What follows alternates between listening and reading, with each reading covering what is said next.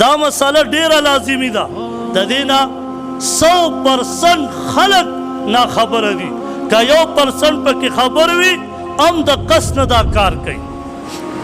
مسله دا ده ته دکان چاله په کرایې باندې ورکړي، د سودا دکان ورکړي، د روټوی دکان ورکړي، د پیو دکان ورکړي، د هر شي دکان دې په کرایې ورکړي. د هغه نه ته کرایې ماخلي میاشت په میاشت او بیا ورته ورځې او روټۍ ته پې تپوسه اوچتې، پی ته پې تپوسه اوچتې، د خوراک سامان ته پې تپوسه اوچتې.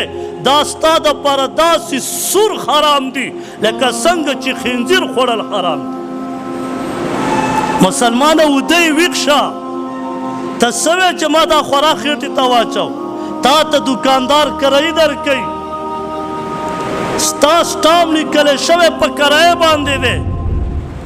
دوکاندار په دې روټۍ زړه نه ده نشته، دوکاندار په دې پیو باندې زړه نشته، د دوکاندار په دې خوراک په بسکټو باندې زړه نشته، او ته یې ته وړې او ته به هم وې چې یرې حج ته ځم، یرې عمرې ته ځم، یرې ټولې روجې مې ونیوې، او چې ما ته پته وي چې تا دغسې روجې نیولي، خدای راستي ته خو دا 13 روجې یادې چې د 1 منټ روجه در سره نه منم، دا 1 روجه د 1 منټ روجه دې نه منم.